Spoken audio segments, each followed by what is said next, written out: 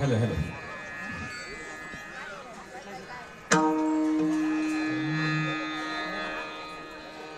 Hari Jai Jai Ram Krishna. Hari Jai Jai Ram Krishna. Jai Jai Ram Krishna. Hari Jai Jai Ram Krishna. Jai Jai Ram.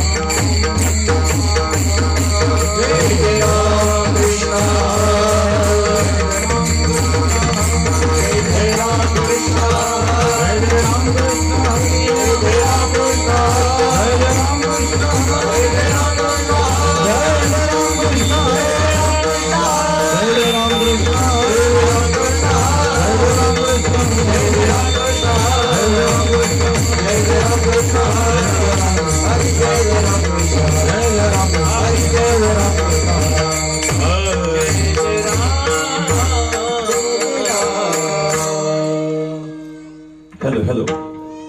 Hello, hello.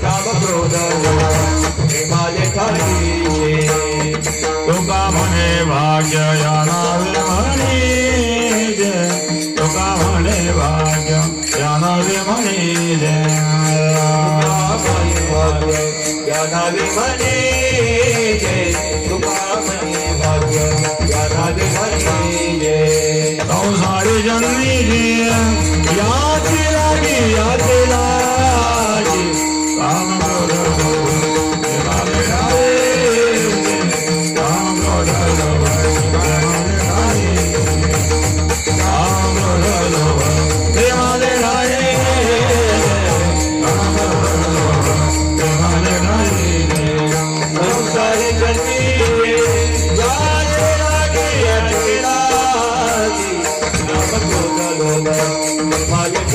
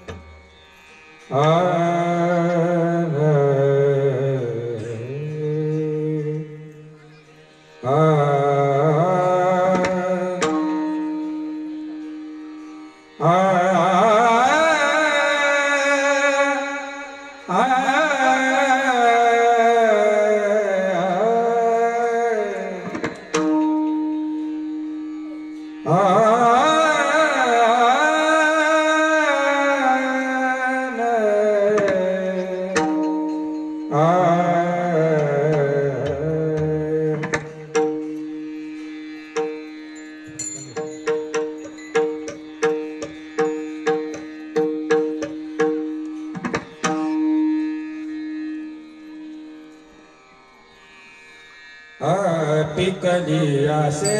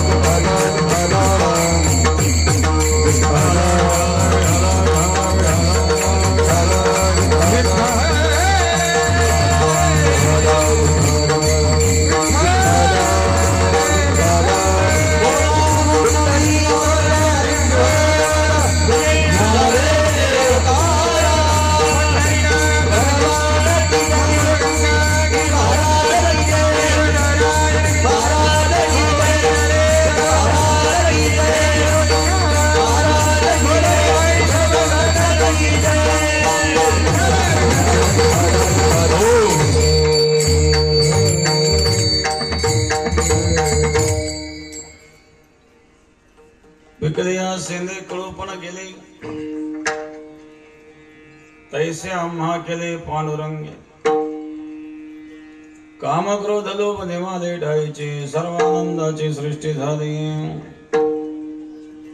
आठव नाठव गेले भावा भाव झाला स्वयंमेव पांडुरंग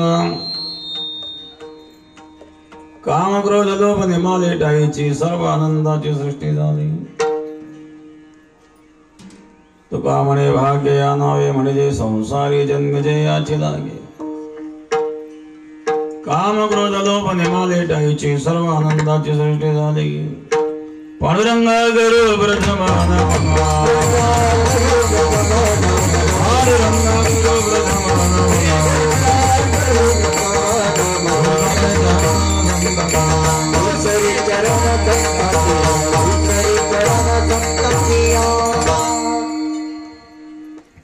त्यांच्या कृपादाने कथेचा विस्तार बाबाजी सद्गुरुदास तुका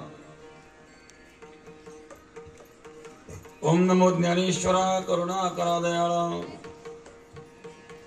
तुमचा अनुग्रह लादलो पावन झालो चराचरी ध्यान मुदम गुरुर्मूर्ती पूजा मुदम गुरुपदम मंत्र मूलम गुरुर्वाक्यम मोक्ष मूलम गुरुकृपा गंगा विशुद्धं तपादवर्षं सर्ववेचितं परादिशितं समाधिसमर्दं नमामि गंगागिरियोगिराम् शुचिः शीलासमदक्षसप्रतापजितेन्द्रियम् तं नारायणगिरिं वन्दे सच्चिदानन्दविग्रहम् योगीराज सद्गुरु गंगागिरी महाराजांच्या कृपेने सद्गुरु श्री नारायणगिरी महाराजांच्या आशीर्वादाने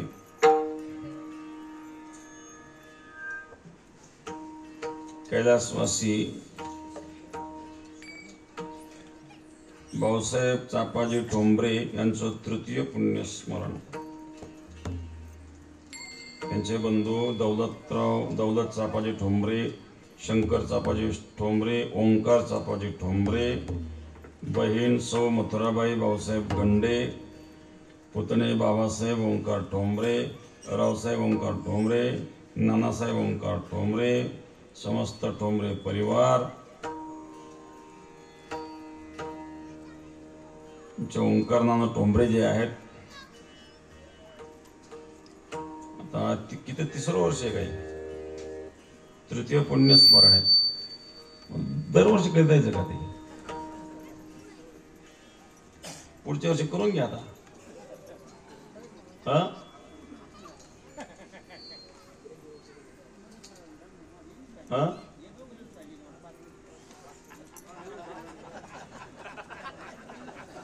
पास पूर्ण करायचे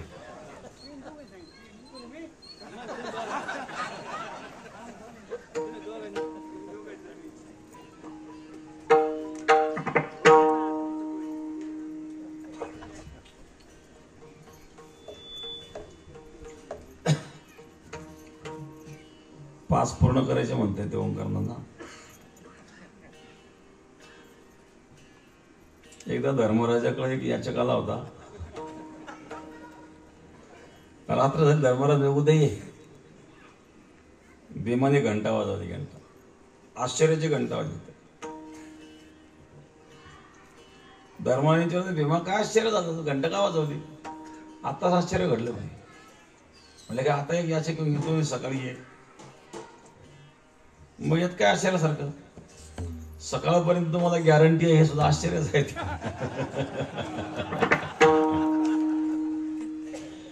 5 वर्ष पण ओंकारनाला गॅरंटी म्हणजे आश्चर्य आहे ना.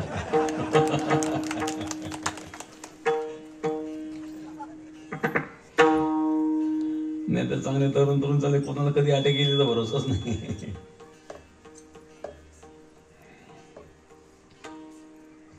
पिकलिया सेंदे कडू पण गेले तैसे आम्हा केले पांडुरंगी काम करो झालो पण हिमालय ठाईची सर्व आनंदाची सृष्टी झाली.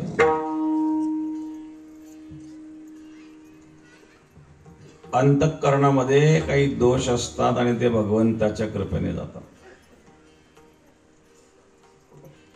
जोपर्यंत ते दोष जात नाही, चित्त शुद्ध होत नाही, तोपर्यंत यथार्थ भक्ती घडत नाही, तोपर्यंत ध्यानही घडत नाही, चिंतनही घडत नाही. काही काही संप्रदायामध्ये सांगतात आमच्या महाराजांना गुरु करा, तुम्हाला ताबडतोब साक्षात्कार. गुरु केल्याबरोबर साक्षात्कार. खरंच असं होत असेल, ऋषी मुनीने घरदार त्या जंगलात त्याला गेली होती, सगळे यांचे शिष्य बनवून झाला साक्षात्कार.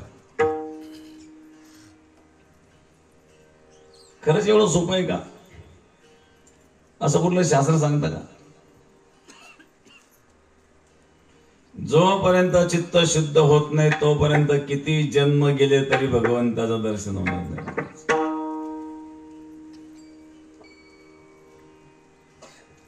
परमार्थामध्ये अगोदर चित्त शुद्ध करावं लागतं.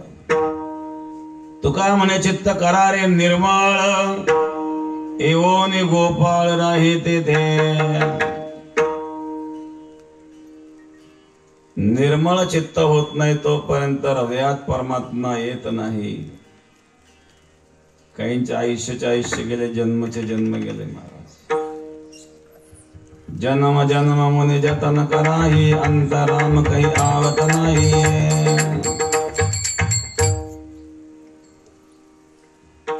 जन्मचे जन्म गेले तरी सुद्धा सफलता नाही. भरत राजा होता, त्यांनी राज ऐश्वर्याचा त्याग केला. महाराज सत्ता मिळण्याकरता लोक काही करतात, सत्तेकरता एकमेकाचे कोणही करतात लोक, काय काही करीत नाही. ज्याला सत्ता उपलब्ध आहेत, 18 भार वनस्पती फुले फळे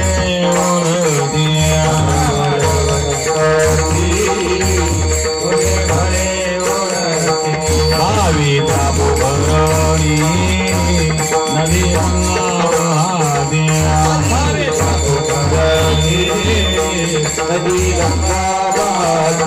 दया घरी कुलस्त्रिया राजा राणी वसंपत्या राज्य राणी वसंपत्ती हे सुख जांडोनिया कासया योग देवी जांडोनिया कासया योग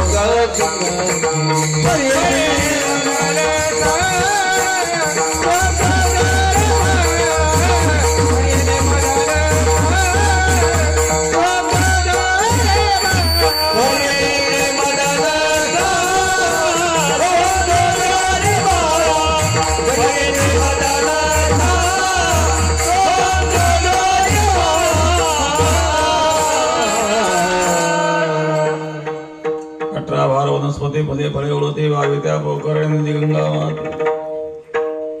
जया घरी कुलस्त्रिया राज्य राणी संपत्ती हे सुख सांडोन्या कासया योग समुद्र वलयांकित राज्य ज्याचं होतं, कशाचे कमी नाही.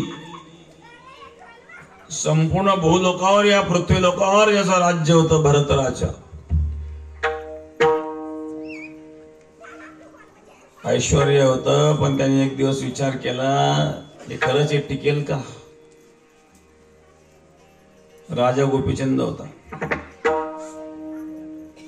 चंदनाच्या पाटावर बसून स्नान करीत होता. त्याच्या पत्नीला पाणी घालीत होते. अंगावर कोणी गरम पाणी टाकतंय, कोणी अंग चोळतंय, कोणी उठणं लावतंय, कोणी सुगंधी जल लावतंय. आईवरून कौतुक पाहते मुलाचं. गोपीचंदाची आई रडायला लागली महाराज. डोळ्यातून अश्रू आणि त्या अश्रूचा एक थेंब गोपीचंदाच्या पाठीवर पडला. गोपीचंदाला फोडाला फोड. तो अश्रू इतका गरम होता की तो अश्रूचा थेंब पाठीवर पडला तर पाठीला फोडाला. गोपीचंदाने पाहिलं वरून काय पडलं एवढं गरम. वर पाहिलं तर आईला रडताना पाहिलं. स्नान झाल्यानंतर आईला भेटला. काय रडतेस तू? माझ्यासारखा सर्व समर्थ पुत्र असताना तुला रडण्याचं कारण काय? कोण काय बोलले तुला? तुम्हाला कोणी बोललो नाही, काही नाही. तू का रडते? हे एवढं मोठं सगळं ऐश्वर्य आहे तुझं, हे आनंद आहे म्हणजे. परंतु एक दिवस तुला हे सगळं सोडून जावं लागणार आहे. गोपीचंद म्हणला, हे काय तू नवीन सांगितलं का? प्रत्येकाला सोडून जावं लागतं. जो जन्माला आला तो मरणार आहे. कोणी राजा असू द्या, महाराजा असू द्या. आया है सो जाएगा राजा रंक फकीर. राजा असेल, रंक असेल किंवा फकीर असेल,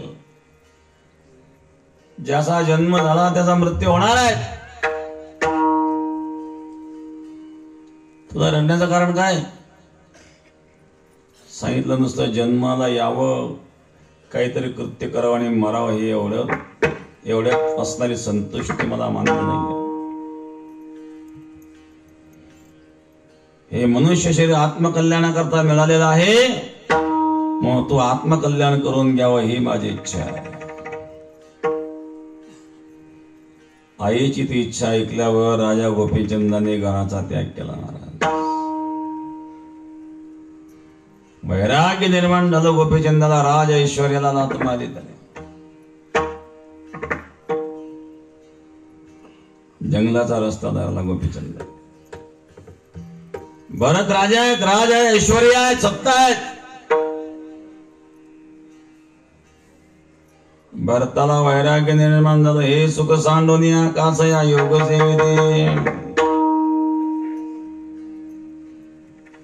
जंगलात गेला, पण जंगलामध्ये सुद्धा हरणाच्या मोहामध्ये अडकला. जळ भरत राजा हरणी गर्भा गेला. गाला तो घातला वासनेने. वासनेचा संग होय अंतकाळी, तरी तपोबळी जन्म घेते. राज ऐश्वर्याला लात मारून जंगलात राहणारा भरत हरणाच्या मोहात गुंतला. त्याला पुन्हा जन्माला जावं लागलं. एवढे तर आपण त्यागी नाही आहेत. एवढा त्याग करणाऱ्या भरताला सुद्धा 3 जन्म घ्यावा लागले का? हरणा जन्म तर भजन करता नाही आलं. पुन्हा तिसरा अंगिरस गोत्रीय ब्राह्मणाच्या घरी भरत रूपाने पुन्हा जन्म घेतला. भरतासारख्याला जर 3 जन्म घ्यावे लागतात आणि हा म्हणतो आमच्या महाराजाला गुरु करा, लगेच मुक्ती. ऐकाव ताळमेळ असं शक्य आहे का? आणि मग अशा प्रकारे ही फसवणूक आहे. जोपर्यंत चित्तामध्ये थोडी देखील मलिनता आहे तोपर्यंत भगवत दर्शनाची इच्छा करू नये. माणसाच्या मनामध्ये मलिनता असते. मल विक्षेप आवरणादी दोष वेदांत शास्त्रात सांगितले. आपल्यापेक्षा कोणी पुढे जायला लागला ना त्याला सहन होत नाही, ही मलिनता आहे. बहुतेक लोकांची अवस्था आहे ती. सगळे वाद भांडणं कशामुळे आहेत? देशादेशात सुद्धा एक देश पुढे जायला लागल्यानंतर दुसरा देश काय करतो? एकमेकात फोट टाकायचा प्रयत्न करतो. त्या देशामध्ये भांडणं लावून देतो. किंवा एखादा समाज पुढे जायला लागला की त्या समाजात भांडणं लावून देतात. राजकीय लोक काय करतात? भांडणं लावून राजकारण करतात. ही मलिनताच आहे. मी सगळ्यांच्या पुढं असावं, माझ्या पुढं कोणी असू नये, ही भावना जोपर्यंत मनात आहे तोपर्यंत चित्तातली मलिनता गेलेली नाही आहे. आणि मग तुम्ही कितीही प्रयत्न करा. मी उदाहरण नेहमी सांगत असतो. एक साधू भ्रमण करीत होता, पायी चाललेला होता. दुपारी भूक लागली, तहान लागली, गाव लागत नव्हतं. एक शेतकरी कुणीतरी आंब्याच्या झाडाखाली सावलीत बसलेला दिसला. त्याला वाटलं चला इथं पाणी तरी मिळेल. दुपारची वेळ त्याने आऊत सोडलं आणि हरीच्या धोरणाने बसला तो हातपाय धुवून. साधूने पाणी मागितलं, साधूला पाणी दिलं, जेव पण घालं त्यांनी. त्याला महाराज ही विहीर खोदलेली आहे, जलपूजन करायचं होतं. मला असं वाटतं तुम्ही आता अचानक आलेला आहे साधू, पूजा करा. कुठं ब्राह्मण शोधित बसतात. अतिथी देवो भव, तुम्ही अतिथी आहात. साधून सांगितलं मुहूर्त पाहिजे, काढा मुहूर्त. 5 दिवसानंतर मुहूर्त निघतंय म्हणजे. थांबा म्हणले 4-5 दिवस. तुमचं काही मागं पुढं पोरं नसोर जीवाला घोर काय पोरं रडायचे तुमची. थांबा 4-5 दिवस येतं. साधू म्हणलं, साधू संत कोणाच्या घरी थांबत असतं का? मंदिरात थांबा. मंदिरात गादी टाकून दिली साधूला, पाणी आणून दिलं. उन्हाळ्याचे दिवस, कोरडं गाव, लोकांना दर्शना करता.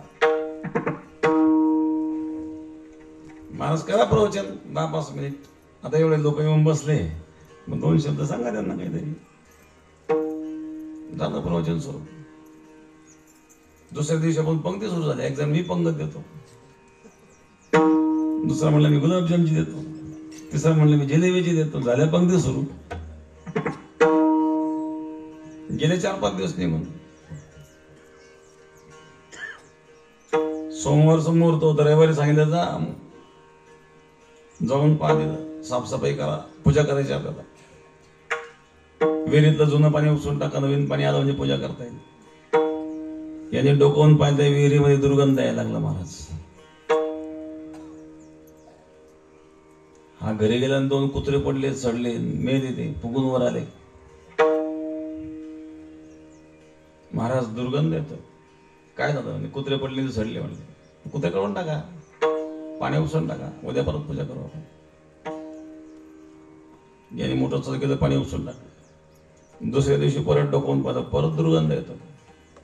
म्हणे पाणी तर उपसलं होतं, पण दुर्गंध गेला ना. कुत्रे काढले का? नाही, कुत्रे तसेच आहे म्हणले. मग पाणी उपसून काय उपयोग आहे? आता कुत्रे तर तसेच ठेवले, 100 वेळा जरी पाणी उपसलं काय उपयोग आहे? तसं आम्ही कीर्तन चालतो, परमार्थ करतो, दिंड्या करतो, भजन करतोय, आमचं पाणी उपसायचं काम चालू आहे. पण आमच्या आतमध्ये अजून हे सडलेले कुत्रे तसेच आहे. काम क्रोध घेऊन संग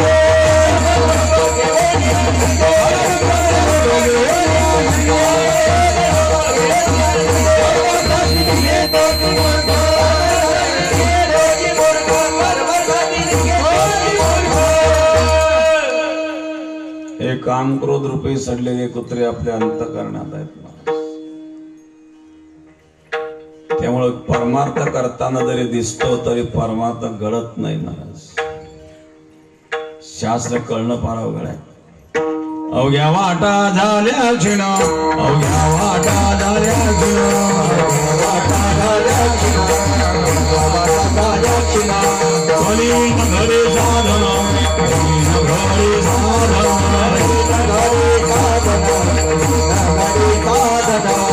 उचित विधी विधान, उचित विधी विधान, नकळे नगरे सर्वदा, नकळे नगरे सर्वदा, भक्तिवंत गुरु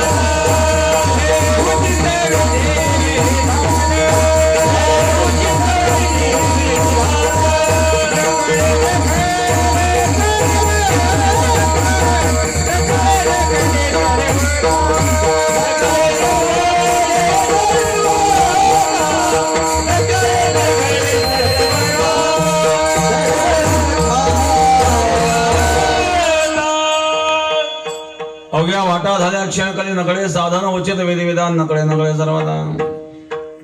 कधी माझं साधन घडत नाही, एकदा शास्त्र कळत नाही, कळलं तरी घडत नाही, घडलं तरी यथार्थ घडत नाही. मग एवढं सोपं नाही आहे.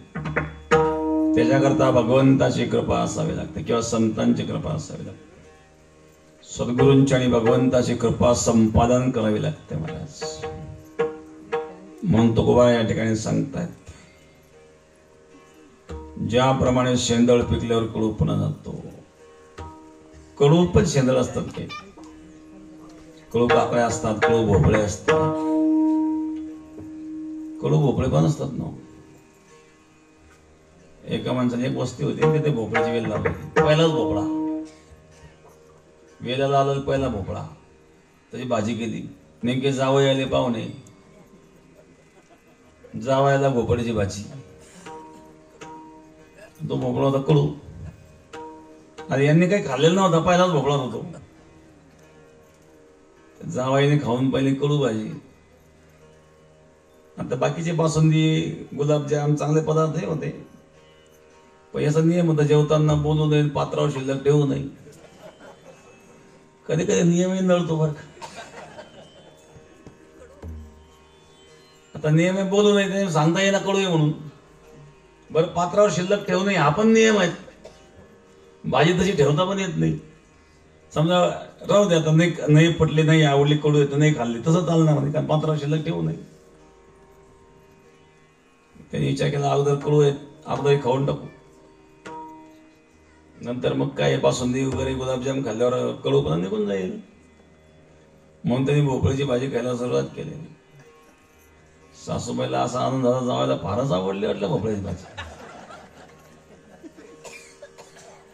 जावी तर फार गुलाबजामला तोंड लागलं आणि बासुंदीला तोंड लागलं, भोपळी भाजीच खात होती. सासूबाईला इतका आनंद झाला, सगळी पातेल्यातली भाजी दिली होती जावायला. बघा आता नियम, जेवताना बोलून पात्रावर शिल्लक ठेवू नये.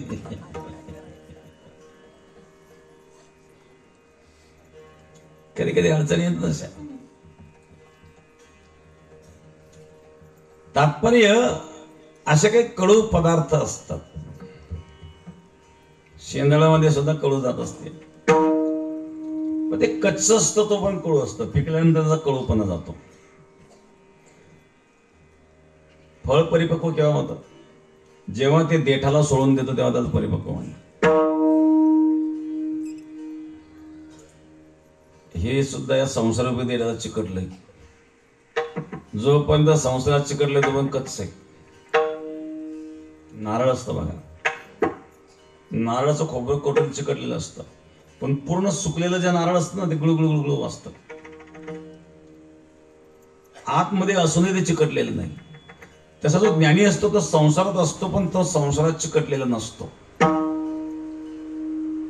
जे अर्धपक्व ते चिकटलेलं असतं, पण काढावं लागतं. आपण नारळ फोडतो ना देवाला, पाण्याचा नारळ काढावं लागते सूर्यन चाकून, ते मग प्रसाद वाटतो. पण जे एकदम कच्च आहे ते असं चिकटले निघतच नाही. हा खापरा सहित प्रसाद हातात घेतो, तो हातात घेऊन त्याला करंडून खातो, तरी ते चिकटलेलंच आहे. तसं याला अर्धा करंडलाच काळा नाही, फार खोकतो, यंत्रणात पडलाय, तरी शेजारचे 2 एकर विकले मधल्यावर उठून बसतो. असं हे चिकटलेलं आहे संसाराला. बेडूक असतो ना, बेडूक, तो साप त्या बेडकाला गिळतो. अर्धा बेडूक त्या सापाने गिळला, अर्धा तोंडाने गेला सापाच्या बेडूक, तरी तो माशा खाण्याकरता पुढे जीप करतोय. बेडूक सापाने गिळलाय पाठीमागून. तसं काहींना काळाने गिळलंय, अर्ध मृत्यूच्या दारात आहेत, तरी संसाराची आसक्ती सुटत नाही. अशा प्रकारे आसक्त असणारे जीव पूर्ण अपरिपक्व असतात. देठ फळ जेव्हा देठाला सोडून जातं त्यावेळेला ते फळ परिपक्व होतं. तसं संसाराची आसक्ती केल्यानंतर परिपक्वता येते, आणि परिपक्वता आली की अंतःकरणातले दोष जातात आणि त्याच्या स्वभावामध्ये मधुरता येते. महाराज सांगतात भगवंताच्या पांडुरंगाच्या कृपेने तशीच माझी अवस्था झाली. पिकलेले शेंदळाप्रमाणे माझा कडूपणा गेला प्रथम चरणामध्ये. पिकलिया सेंदे कडूपण गेले, पिकलिया सेंदे कडूपण गेले, पिकलिया सेंदे कडूपण गेले, पिकलिया सेंदे कडूपण गेले,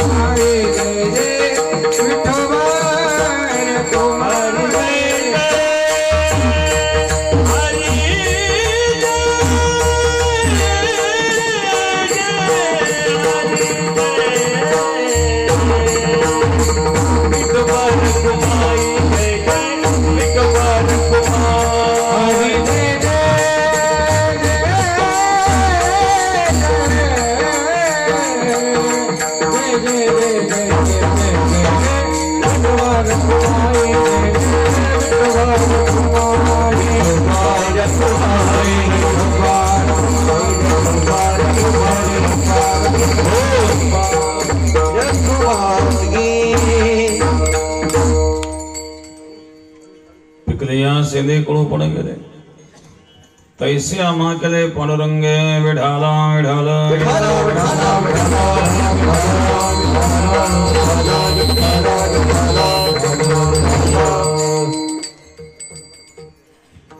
कैलासवासी भाऊसाहेब चपाजी ठोंबरे यांचं असणार तृतीय पुण्यस्मरण. या तृतीय पुण्यस्मरणाच्या निमित्ताने टोंबरे परिवाराकडून 51,000 रुपये महाराजांच्या चरणी अर्पण. धन्यवाद धन्यवाद धन्यवाद.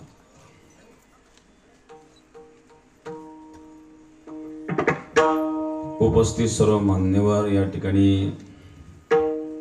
भाऊसाहेब पाटील जगतापदेव उपस्थित झालेले आहेत. साळुंके पाटील, राजेंद्र पाटील साळुंके आणि उपस्थित या ठिकाणी बरेच महाराज मंडळी, गायक वादक मंडळी आहेत. टाळकरी, गायक वादक, भजनी मंडळ आणि श्रोतृगण, महिला मंडळ, ज्येष्ठ मंडळ, तरुण मंडळ, सर्वांना धन्यवाद. पिकलिया शिंदे कडूपण गेले तैसे आम्हा केले पांडुरंगे. शेंदळ पिकल्यानंतर त्याचा कडूपणा जातो, त्याचा सुगंध येतो, स्वादही वाढतो. माणसाच्या अंतःकरणातले दोष गेले म्हणजे माणसाच्या स्वभावात माधुर्य येतं. आणि प्रत्येकाला अशा व्यक्तीचा हेवा वाटतो. काही लोक असे असतात त्याला सगळं जग कंटाळतं.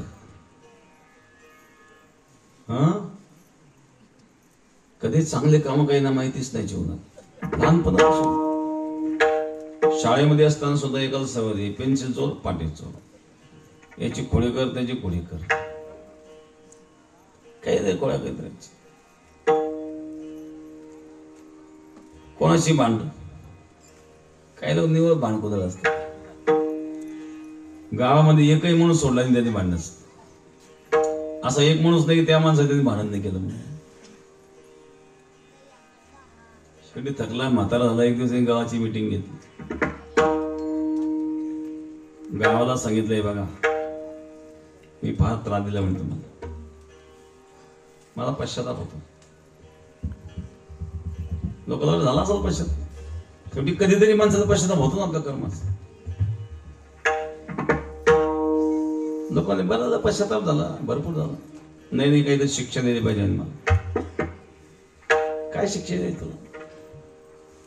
काही मी मेल्यानंतर आहे ना, मला स्मशानात नेताना खांद्यावर नाही न्यायचं, मग गळ्याला दोर बांधायचं, ओळी तोळीत न्यायचं म्हणजे. ही माझी शिक्षा शेवटची. लोक म्हणले बघू मेल्यावर. काही दिवसात मेला तो. काही लोक म्हणले खूपच तकलीफ दिली होती. म्हणलाच होता खरंच दोर बांधला, चालवलं ओळीत. समोर पोलीसची गाडी, दिलं सगळं गाव जेलमध्ये घालून. पोलिसांनी सांगितलं, चला फोन केला तुम्ही या माणसाचा. ते नाही बाबा आमचं काही नाही, त्यानेच सांगितलं होतं. असं म्हणून सांगत असतो का म्हणे, माझ्याकडे दोरात मोडी, चला चला म्हणे पोलीस स्टेशन. गेलं जेलमध्ये घालून. जीवनभर तर कधी चांगलं कर्म केलं नाही, पण जाताना सुद्धा तो लोकांना जेलमध्ये टाकून गेला. काय म्हणावं अशा माणसं. महाराज समजा जीवनामध्ये जेव्हा परिपक्वता येते त्यावेळेला हे सगळे दोष जातात, स्वभावात माधुर्य येतं, सुगंध येतो, माधुर्य येतं. प्रत्येकाला ती व्यक्ती हवी हवीशी वाटायला लागते. स्वतःचंही जीवन सुखी होत, पण त्याच्याकरता काही दोष घालायचे असतात. 3 प्रकारचे दोष तुकोबारांनी या ठिकाणी सांगितले. गीतेमध्ये सुद्धा भगवान सांगतात. हे 3 नरकाची द्वार आहेत. कोणकोणती? काम, क्रोध तथा लोभ तस्मादे तत्रयं त्यजेत्. त्रिविधं नरकस्वेदं द्वारं नाशनमात्मनः. काम, क्रोध तथा लोभ तस्मादे तत्रयं त्यजेत्. हे 3 नरकाची द्वार आहेत. काम, क्रोध आणि लोभ. तीनही माणसाच्या पतनाला कारण आहे. आणि मोठ्या मोठ्यांना याच्यावर विजय मिळतात नाही. विश्वामित्र पराशर प्रभृतयो मातांब पर्णाशनः. ते श्रीमुख पंकजं सुदत्तं दृष्ट्वा मोहं गताः.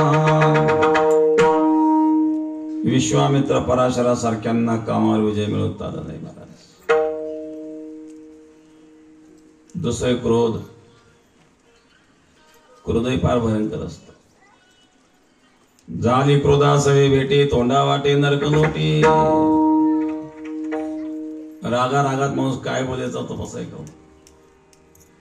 नंतर पश्चाताप होतो पण तो पण खूप मोठं नुकसान होऊन गेलेलं असतं. दोघं पती पत्नी बसले. रविवारचा दिवस सुटीचा टीव्ही पाहत बसले. याला ताण लागली. पत्नी मध्ये पाणी आण बरं. पत्नी थांबा एवढी मालिका होऊ द्या. मला पाण्याने सांगितलं तुला थांबा काय आम्ही दम निघत तुम्हाला होते एवढी मालिका. तिचा पुन्हा पारा सरकला. तुला सांगितलं ना पाणी आण. तिला मुसळ होतं. उचललं मुसळ टिकीतच मरून टाकला टीव्ही फोन. पहा म्हणे काय टीव्ही पाहिजे. थोड्या वेळानं पश्चात आला. दाम एकदम काढला टीव्ही फुटला नसता. झालं नुकसान. रागात माणसं काही करून जातात. हो काही रागात भांडणं करतात. मारामारी करतात. एखादा मरतो माणूस त्याच्यात. नंतर जीवनभर भोगावं लागतं ते. जन्मठेप होती त्याला. गळून जातात रागात काही गोष्टी. कोणालाही चांगला नाहीये. आणि लोभ तर अजिबात चांगला नाही. काही लोक खूपच लोभी असतात. संसारामध्ये असे लोभी लोक पाहायला मिळतात. तुपात माशी पडली चघळून फेकणारे. दान धर्म कधी माहित नाही. हनुमान जयंती होती. मित्राने आग्रह केला तू कधी दान केलं नाही. आजच्या दिवस कर. हनुमानजीच्या मंदिरात जाऊन हनुमान जयंती आहे. त्याच्याकडे चांदीचा ठोकळा होता. निघाला दान करायला. लाईन मध्ये उभा राहिला. शेवटी पाहिलं तर दानपेटी जवळ आली. तुझं शेवटचं दर्शन म्हणे. आता घामाने ते ओलं झालं होतं. टोकळा ओला झाला होता. तू पण रडतोय मला सोडून जायची इच्छा दिसत नाही. तसंच खिशात घालून जात नाही. हिंमत नाही झाली मला दान करायची. दान करायला दानत लागते. जशी दानत असेल तो दान करू शकतो. नाही तर चमडी जाय लेकिन दमडी न जाय. एक मनुष्य गेला गावाला. पूर्वीच्या काळामध्ये पायीला बसायचं. रात्र झाली होती. अर्ध्या रस्त्याला आठवण झाली. आपल्याला आपण घरी सांगितलं नाही. ही दिवसभर रात्रभर दिवा चालू ठेवत नाही. पूर्वीच्या काळामध्ये तेलाचे दिवे असायचे. देवाचा विसरून रात्रभर तेल जाईल जळून. अर्ध्या रस्त्याला परत आला. मला माहित होतं दिवा विजवणार नाही म्हणून. आता झोपेच्या वेळेला काय उजेडाची गरज आहे का. तू का नाही विजवला ते सांगायला परत यावं लागलं मला. पत्नी म्हणली मग तुम्ही परत आले 2 किलोमीटर. तुमचे जोडी किती घासले असतील म्हणजे. मग तिने काय एवढं बावळत आहे का. हे काय बघलं घडून आणले म्हणजे.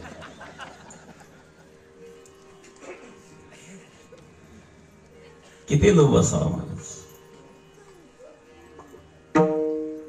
लोभ दुःखस्य कारणा.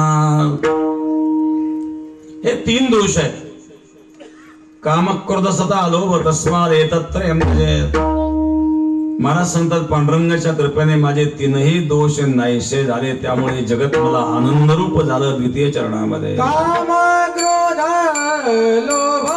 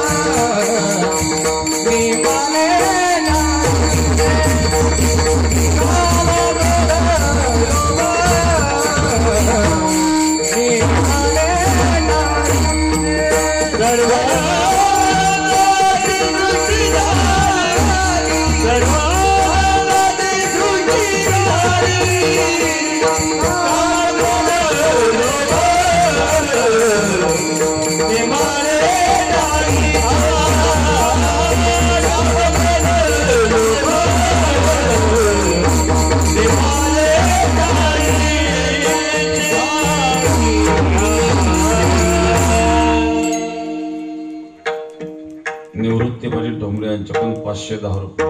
विठाला विठाला विठाला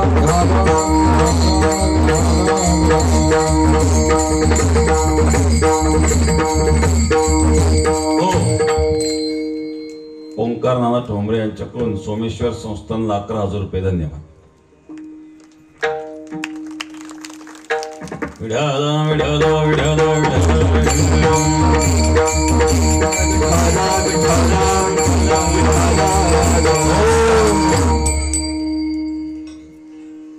आज ओंकार मोकळं दान करू राहिले.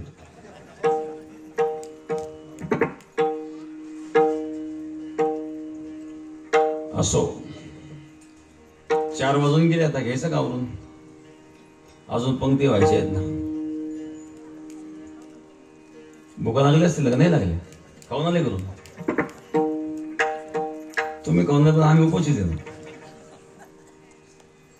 आमची कुठं सुटका आहे? चिरकर का फिरकर.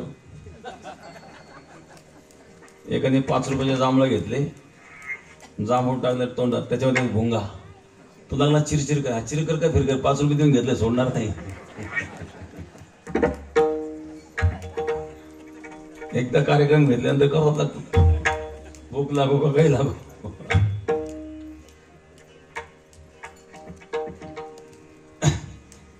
काम क्रोध लोभ निमाले ठाईची सर्व आनंदाची सृष्टी झाली. काम क्रोध लोभ हे दुःख देणारे विकार ते नष्ट झाले, सर्व आनंदाची सृष्टी झाली. आता सृष्टीमध्ये आनंद आहे. आनंदाच्या लाटा उसळती, आनंदाच्या लाटा उसळती, आनंदाच्या लाटा उसळती. माना भोरे भरती चक्राकार, माना भोरे भरती चक्राकार.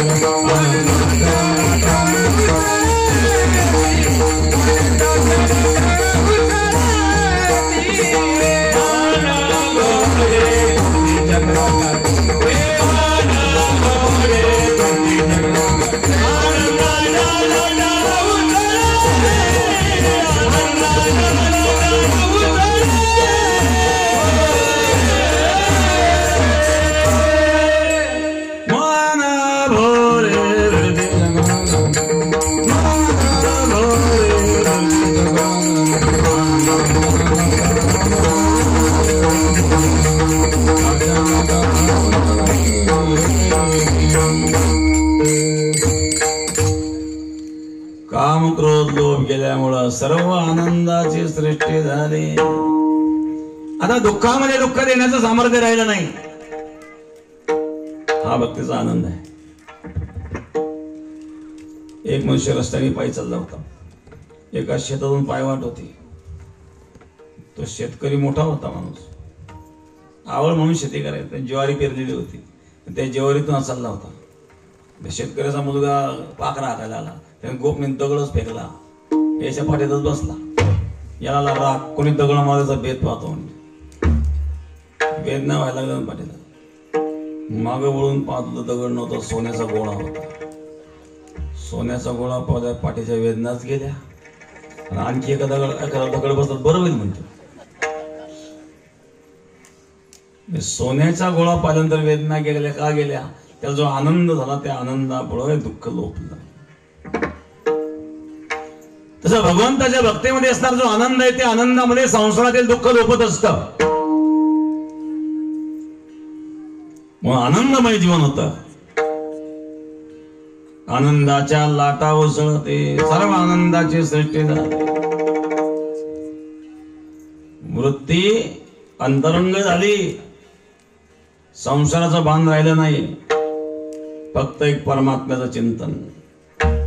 भाव अभाव आठव नाटव सगळं संपलं आणि स्वयंमेव पांडुरंग झाला तृतीय चरणात. आठव नाठव गेले भाव, आठव नाठव गेले भाव, आठव नाठव गेले भाव, आठव नाठव गेले भाव.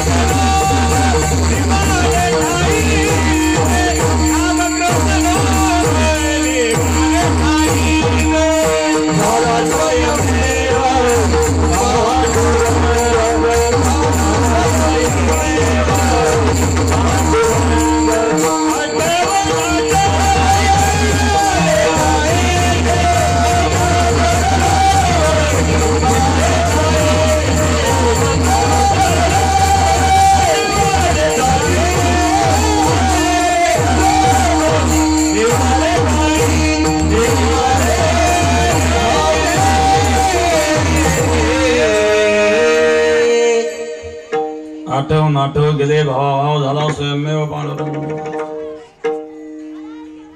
वृत्ती पांडुरंगमय झाली